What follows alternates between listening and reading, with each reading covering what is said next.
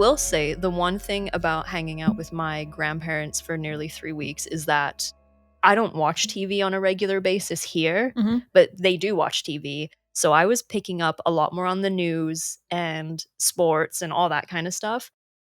I am so glad I avoid the news on a regular basis because holy cow, it is simply depressing left, right, and center. It's bad for you. It's so bad. Yeah. And it's at least if I'm scrolling through TikTok or Twitter and being pulled down a rabbit hole, I can physically put the phone down. But when you're watching at another person's house and they're watching, you can't just get up and turn it off. No, especially if that's all they watch. Yes, and they do watch a lot of the news. We watched a lot of Wimbledon too, which was fantastic. But that is also broken up by the news. And it was, this person's been stabbed with a machete and this is happening and this is happening. And I was like, Jesus Christ. You're just taking true crime notes. Honestly, I looked up so many things and took screenshots and I was like, we need to talk about this on Extra Credit. Like, craziness. I don't know. Yeah, it's bad enough when you're scrolling, but when it's being beamed directly into your eyeballs, holy cow. So welcome back. Thank you. I'm happy to be back. I'm happy to have you back. Yeah, it's been good to be back into a normal routine. I love being at home in the UK, and it was wonderful and relaxing, and I do feel truly refreshed, but it's always nice to get home, I think. Oh, definitely. Yeah. You ready to start the show? We should get into it. Yeah, why not? It's going to be a tough one. It is. Hello, everyone. I'm Charlotte. And I'm Dina. Welcome to the Grim Curriculum. So today, with me being back in-house, we're going to start a new series on one of the most evil people who have truly earned their place in true crime history. And like we say, that list is never getting shorter. No, I've said this to a few people when they ask, like, hey, how's the podcast going? And I'm like, we never run out of content. We really don't. We never will, unfortunately. We are covering Peter Sutcliffe, also known as the Yorkshire Ripper. Now, I'm a Yorkshire lass, as it were. My whole family is from Yorkshire, east, west, all over the place. And just so happened that my grandparents, when they were getting together as youngins, they were running around in the same places that Peter Sutcliffe was operating, shall we say. So which is wild. It's crazy to think about. And they have some interesting stories about what it was like. Yep. We'll share some with you at some point, either on the main show or on Extra Credit. But yeah, very interesting connections. And I like that you have kind of a tie to this case too. A little bit, yeah. Because it's just, you have that extra ability to be like, well, this is what this place like. Or we were just talking off mic about what the West Yorkshire police were like. And I am excited to hear your points of view on this case. Absolutely. My grandparents were in the thick of it, so to speak, and have some kind of little sort of personal, impersonal connections. So yeah, we can definitely talk about those. All right. Let's get into it. So the Yorkshire Ripper was active between 1975 and 1980. During those 5 years, he killed 13 women and attempted to murder many more. He would later claim that the voice of God told him to do it. This is yet another example of police negligence, since many of his victims were amongst what are known as the less dead. If you've listened to our show before, you're familiar with that term. But if you haven't, the less dead refers to a marginalized group of people whose disappearances or deaths often go under-investigated. They are usually from poor backgrounds and often engage in sex work. And more often than not, the less dead are women. This lack of investigation allows for people like Peter Sutcliffe to operate under the radar for long periods of time before getting caught.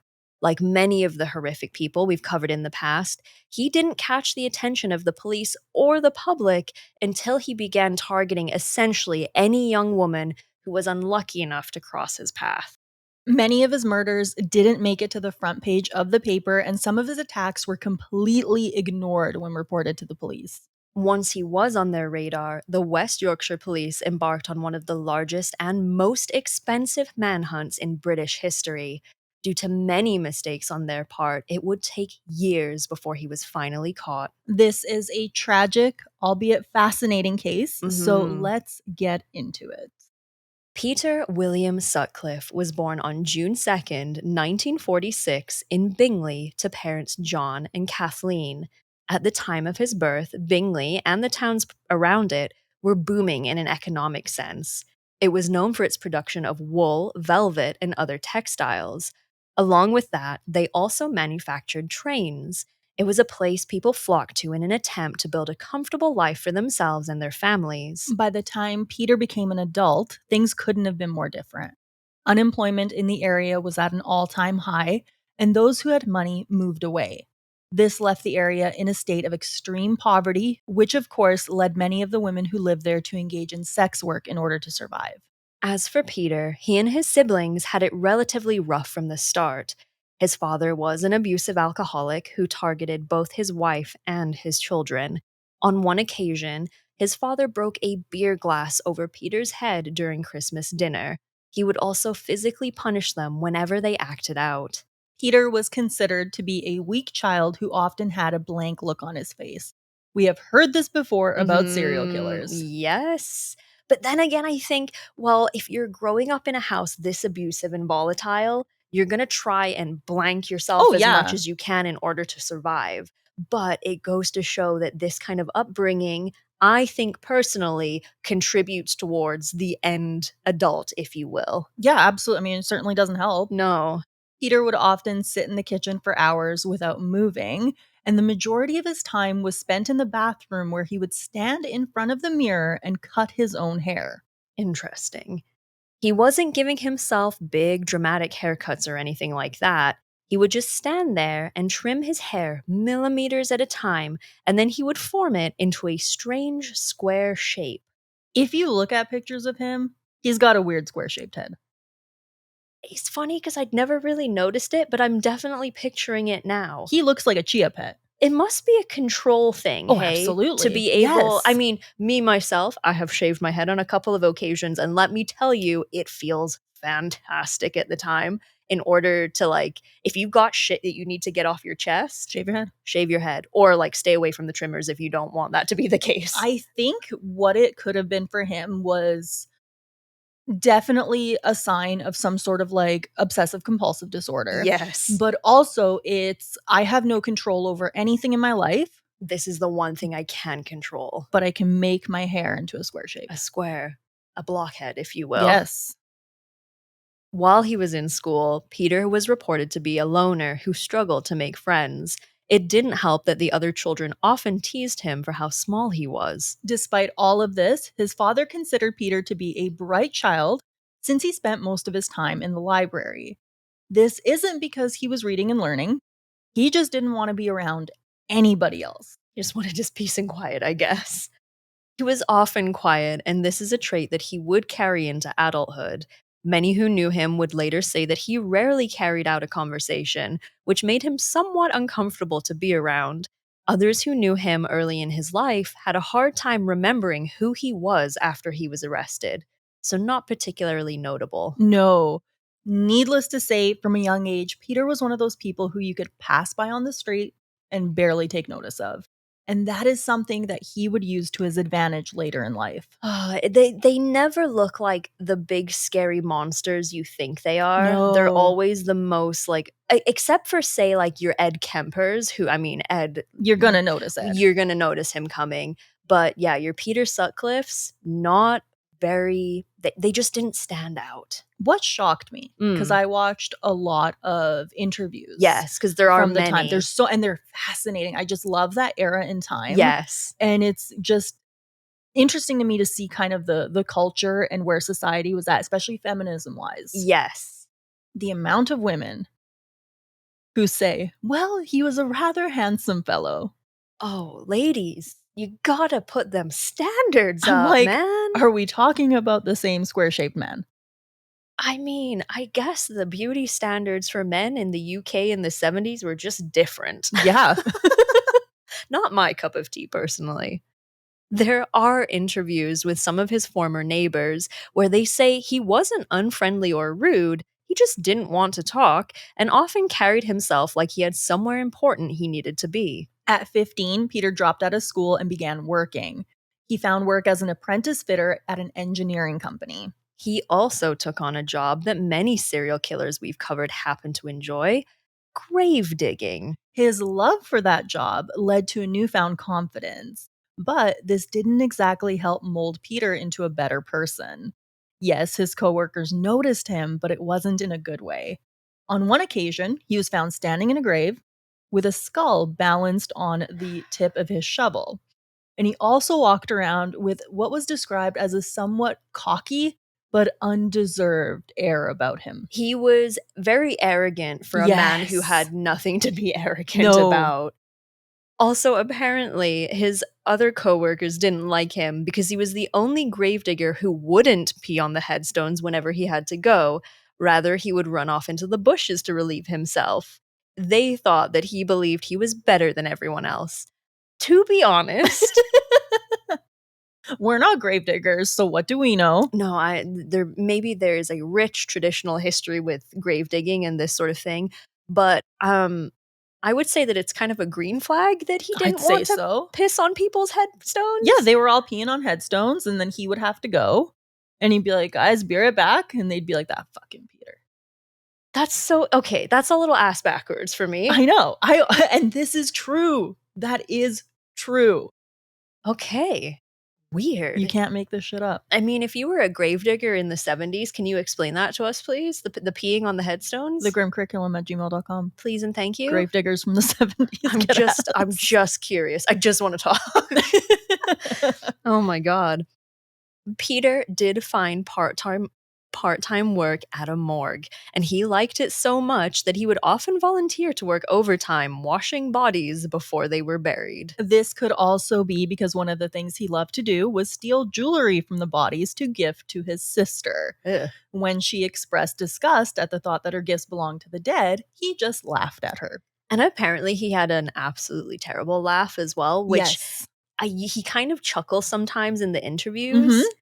Yeah. One of those people who kind of like an Ed Gein who just Yes. laughs at very inappropriate Mhm. times, and it just kind of gives you the willies. Yeah, but I mean, based on what we know about Peter so far, at the very least, he's a very awkward individual. Yes. And like you say, he's exhibiting some symptoms, shall we say, the OCD and just this general awkwardness that you can tell he was probably a pretty uncomfortable person to be around. That's what everybody says. Which is, I don't like it. He was one of those people where in small doses, he was could be fine. okay. Yeah. But if you spent enough time with him where he said enough, you were like, I Peter, don't stop like you. talking. Yeah, no thank you.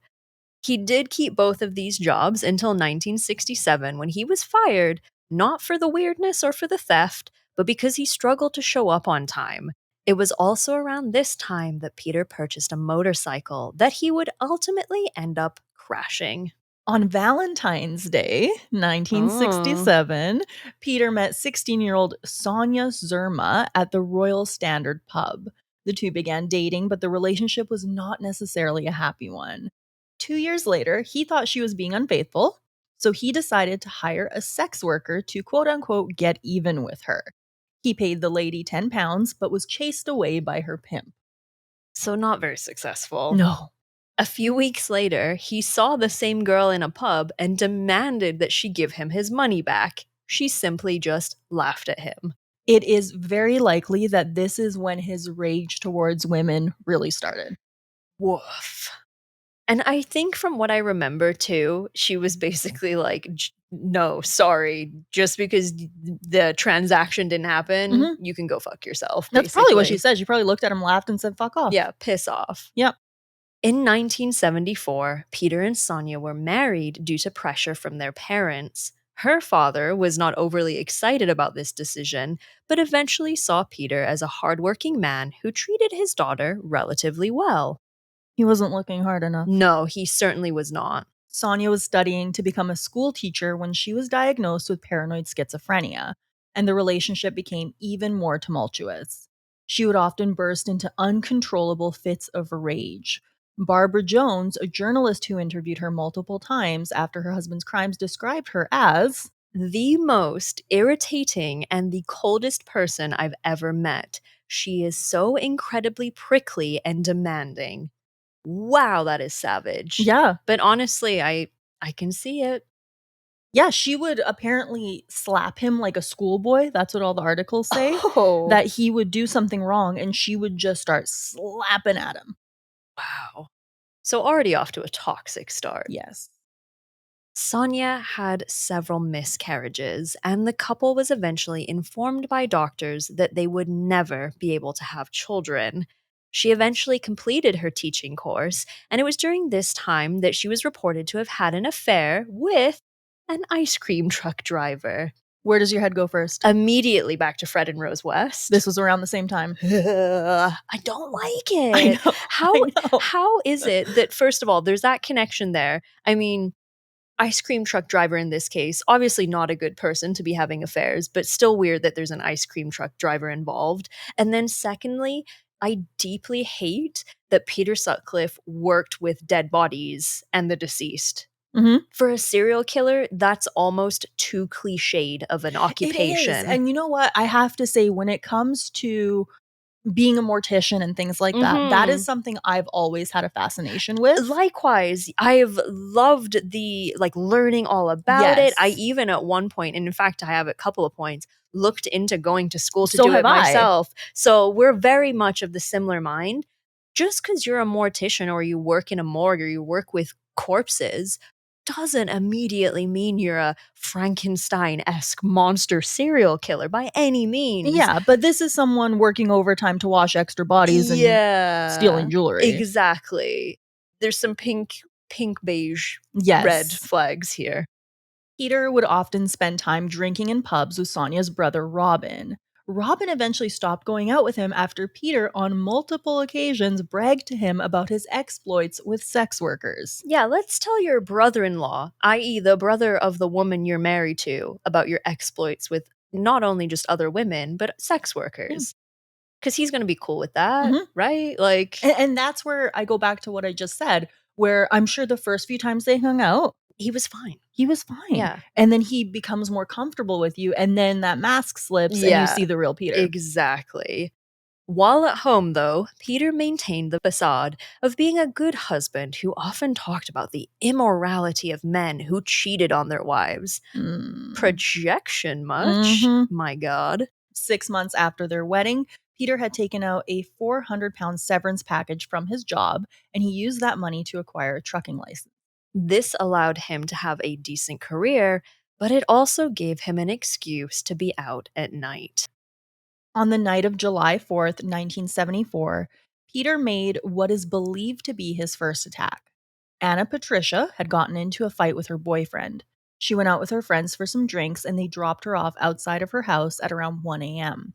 She was expecting to find her boyfriend there, and when she saw that he wasn't, she became angry about their previous fight and decided to walk to his house to confront him. When she got there, she proceeded to bang on his door. Little did she know, Peter Sutcliffe was standing in the shadows watching her. He watched her take off one of her shoes and use it to break the downstairs window. As she bent down to put her shoe back on, he struck. Peter hit her in the back of the head 3 times with a hammer, and as she lay there unconscious, he pulled up her skirt and pulled down her underwear. He then pulled out a knife and slashed away at her stomach. Luckily for Anna, a neighbor heard the yelling. Peter, realizing that they hadn't actually seen what had happened, composed himself and calmly walked over. He said everything was fine, and the neighbor returned to their home. Peter pulled her skirt back up and left. He then returned home and climbed into bed with Sonia, who was fast asleep. Oh, I hate that so Isn't that much. awful? That just makes my skin crawl. You're in bed with a monster and you don't know it. She has no idea. Meanwhile, Anna was found and taken to the hospital. She underwent a 12-hour operation and barely survived. She continued to live her life in fear of the man who attacked her. The police were absolutely baffled by this crime. No money was taken, and because Peter had pulled her underpants and skirt up, they didn't think that there was a sexual motive. All they had to go off of was the description of a man in his late 20s to early 30s who was around 5'8". Anna would not know who her attacker was until long after Peter Sutcliffe had been caught. That's awful. Yeah. And that's a lot of time that passed. We're talking 5, 6, 7 years to not know what happened to you, basically. And her life fell apart. No kidding. She ended up breaking up with that boyfriend. Yeah. She couldn't have a relationship. She wouldn't leave the house. I was going to say agoraphobia would be the first list of things. Oh my God, poor woman. On August 15th of that same year, Peter was in a pub drinking with a friend when he saw 46-year-old Olive Smelt, who was out drinking with some girlfriends. So here's the thing. Yes. Not a relation. I I was so looked curious. it up. Did you look it Yeah, up? I looked it up. The first time I was learning about this case with any great detail, I was like, holy shit, Olive Smelt. For those of you who don't know, my last name is Smelt, Smelt.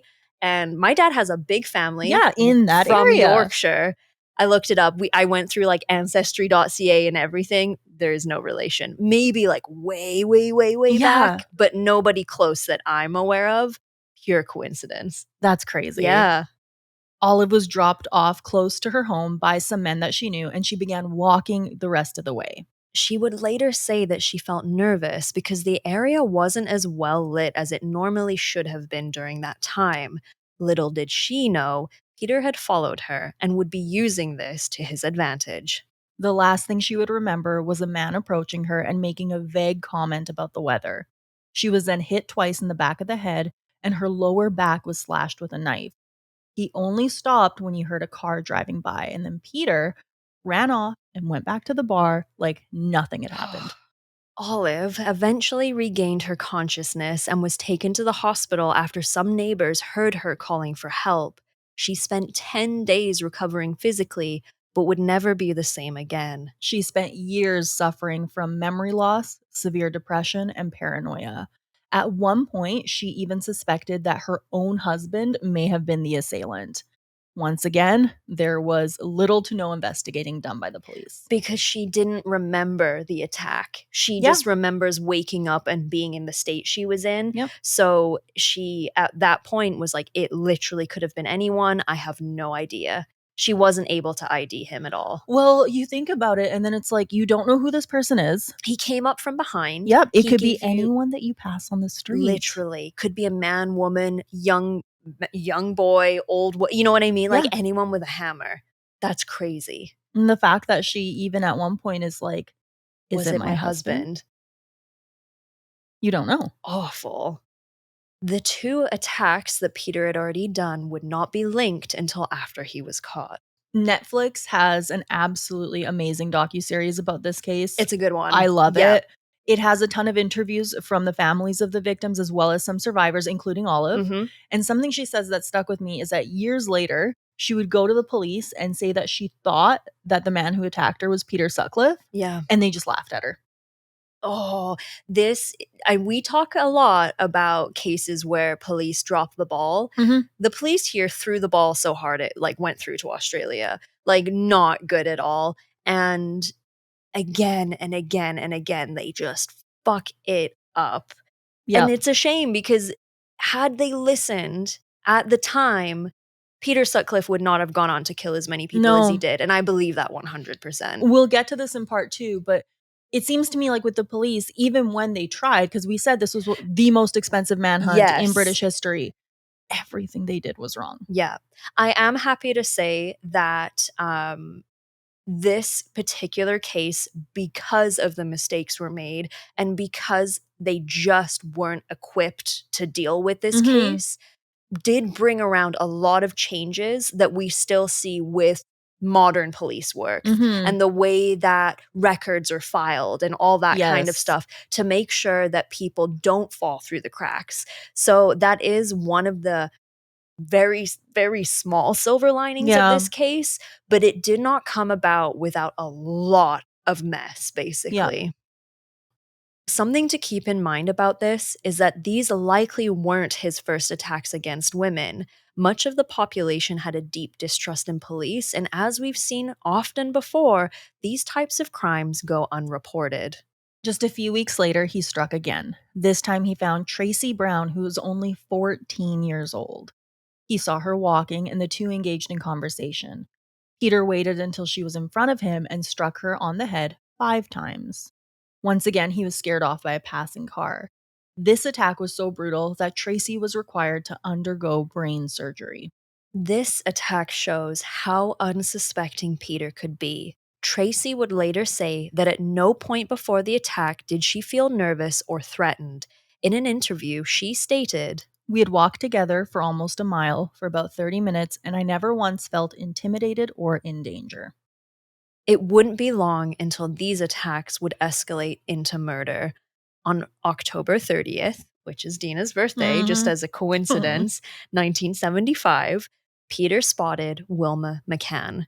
Wilma was a single mother who began working as a sex worker to support her 4 children. For this attack, we're going to read a part of Peter Sutcliffe's confession. It's a little bit long, but it spells out where his head was at and the severity of his actions. All right, you ready for this? Yep, let's get into it. That was the incident that started it all. I was driving through Leeds late at night. I'd been somewhere having a couple of pints. You'll know the date better than me.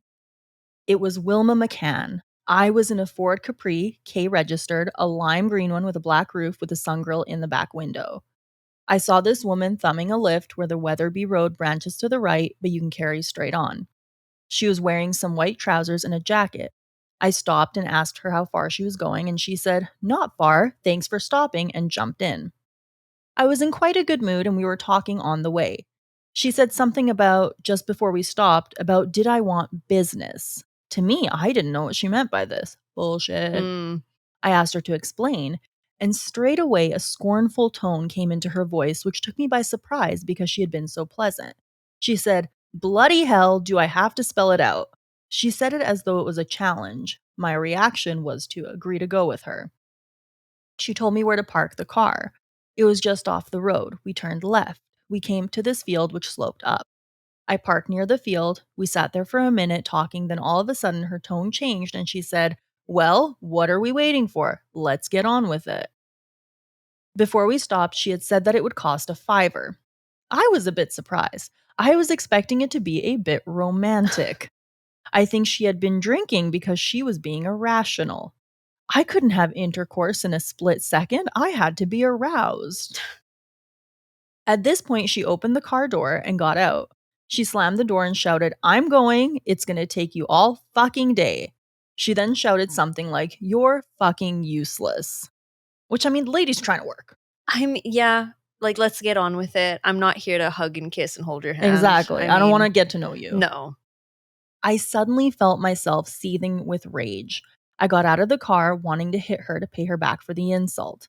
I went to her and said, "Hang on a minute. Don't go off like that." She was only 3 or 4 strides away. She turned and came back to me, and she said something like, "Oh, you can fucking manage it now, can you?" She sounded as though she was taunting me. I said, "There's not much room in the car. Can we do it on the grass?" This was my idea of hitting her. She said, "I'm not going to do it here bloody well next to the car." With that, she stormed up the hill in the field. I had a toolbox on the backseat of the car and I took a hammer out of the toolbox. I followed her into the field. I took off my car coat and carried it over my arm. I had the hammer in my right hand and I put the coat on the grass. She sat down on the coat. She unfastened her trousers and she said, "Come on then, get it over with." And I said, "Don't worry, I will." Ugh. I hate the way he talks. I To me, a Yorkshire accent is one of the most comforting things Of in the world, course. and I hate that he's from where, like, Mhm. my people are Mhm. from, but it is interesting watching the documentaries because they have so much footage of the police knocking on doors when they finally did get around Mhm. to doing some investigation work, and it's so funny to me having them hearing them with their West Yorkshire accent, the Leeds accent and Mhm. everything, because it's the same accent my grandparents have and Yeah, that like my this is mom has. home. Super strange, yeah. He goes on to say, "I then hit her with the hammer on her head. I was stood up at that time behind her. I think I hit her on the top of the head. I hit her once or twice on the head." Okay. She fell down flat on her back and started making a horrible noise like a moaning, gurgling noise. I thought, "God, what have I done?" I knew I had gone too far. I ran to the car intending to drive off. I sat in the car for a while. I could see her arm moving. I was in a numb panic. I still had the hammer in my hand and I put it back in my toolbox. I half expected her to get up, and I realized I would be in serious trouble. I thought the best way out of the mess was to make sure she couldn't tell anybody. I took a knife out of the toolbox. It had a wood handle with one sharp side. The blade was about 7 inches long, about half an inch to 3/4 inches wide. I went to her. She was still lying on her back. I thought that to make certain she was dead, I would stab her in places like the lungs or the throat. I stabbed her at least 4 times, once in the throat. Before I stabbed her in the body, I pulled her blouse or whatever it was and her bra so I could see where I was stabbing her. I was in a blind panic when I was stabbing her just to make sure she wouldn't tell anyone. I don't know that you're in a blind panic if you're taking the time to undress her to make sure that you can see properly. Do you know what I mean? And you're making it sexual. 100%. If you're in a blind panic thinking, I just need to kill this person, you're just going to stab Mhm. wildly. You're thinking about it a little too much, I That's when it think. becomes strategic, absolutely. Exactly. By the end of the attack, Wilma would be found with 15 stab wounds. There was also evidence of sexual assault. Tragically, her case gained very little attention with the media, and those who did talk about her simply referred to her as a prostitute and a pest.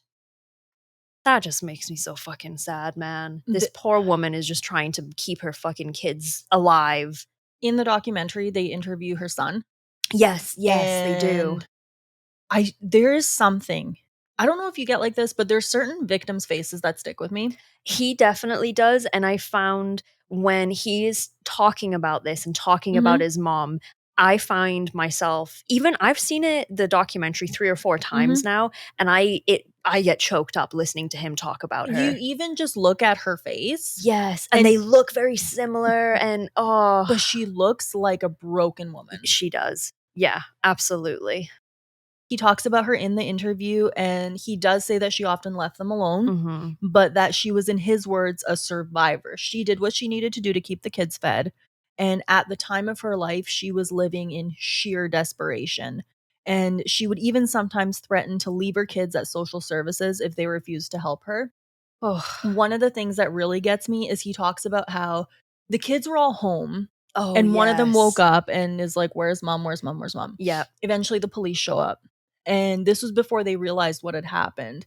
The police are with the kids, and they're giving them all hot cocoa, Yeah. and he says something about how he had never received that kind of kindness before, Yeah. and in that moment, he thought it was really special. He was like, "This is really nice. They're being so nice to Yes. I us." think at one point he even mentions like, oh, it was kind of like it felt very Christmassy almost Yes. because there was all these people and yes, they were paying us this attention and Mhm. making us hot chocolate and it hadn't clicked or they just didn't know at that time why all those people were Yeah, there. they were little.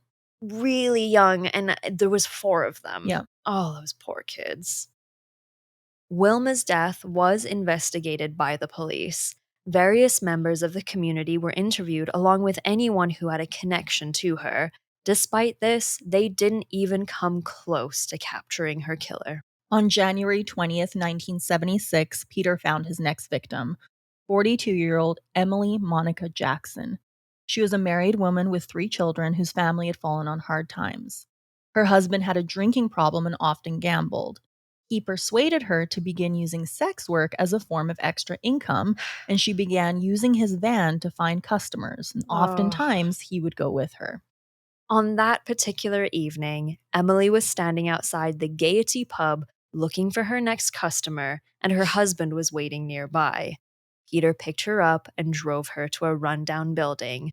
Her husband waited for her to arrive back at the pub, but she would never be seen alive again. Her body was found at 8 a.m. the following morning, less than a kilometer away from the pub. She had been stabbed 51 times with a screwdriver. At some point during the attack, Peter stomped on her thigh hard enough to leave a size 7.5 boot print on her.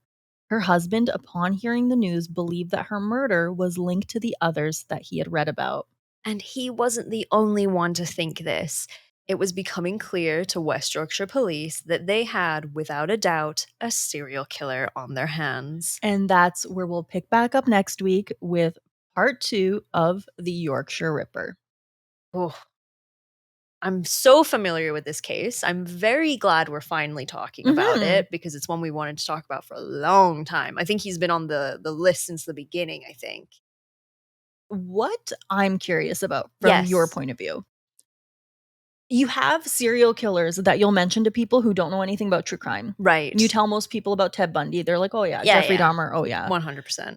Here, I find you mention the name Peter Sutcliffe to people, and they'll be like, oh, I don't know who that is. Yes. Now that it's on Netflix, maybe more people know, Mhm. but still.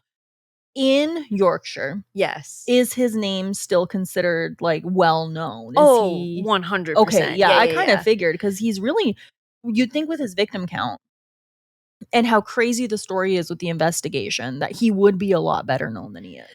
To me, I mean, obviously, I have a very sort of close connection just because that's where a lot of my family is from. But I think of him as almost a British Willie Picton in the sense that, Yep. like, you know, how if you talk to a Canadian, they know Willie Picton, they know someone who partied at Piggy Palace Yeah. or someone that lived in the area or whatever have you. I think it's very similar to that with Peter Sutcliffe. At least in Northern England, for sure. Yeah. Because he drove up and down. And while he operated mainly in West Yorkshire, like Leeds and things like that, he did have a couple of victims in Manchester, which is across county lines as well. So, yeah, when people say Peter Sutcliffe or the Yorkshire Ripper, most of the time you know exactly who we're talking about. And even talking about the Piggy Palace, he spent so much of his time at pubs, because you're right, so many people are like, oh yeah, my boyfriend's mom's brother used to go to the Piggy Palace. But he was in these pubs so often that there's probably so many people still out there who were like, yeah, he was at the pub all the time. Totally. And even, you know, having these conversations with my grandparents and stuff, my grandma was like, oh, you remember so and so? He was a dead ringer for him. Like, they had a friend that looked the spitting image of him and things like that. And she's like, you know, we would bug him and be like, oh, look at you looking like Peter Sutcliffe kind of thing. So, like, there was that very much so. Wow. And then even for her, like, she's like with the women, and I'm sure we'll talk about it too as things start to ramp up even more. She's like, you didn't go anywhere by yourself. You know, you made sure you were at least in a pair of you. You didn't let your friends make silly decisions, right? Like, you didn't let them get into cars with strangers. You were very aware of the men you worked with, which is something that my grandparents talk about a lot, where my grandpa at the time, they all worked for a big wallpaper factory manufacturing business. And my grandma was in the office with the other ladies, and it was like, you know, my grandpa was one of the sales guys, and so he was driving around quite a lot, which was something that they said about the Yorkshire Ripper, like, oh, we think he might be a lorry driver or whatever. So then grandma's like, we're looking at like the men in the office, and be like, oh, you know, so-and-so, well, he drives around a lot, like, oh, you never know. Like, she said it was actually quite scary. Yeah. And that the pubs suddenly became void of women.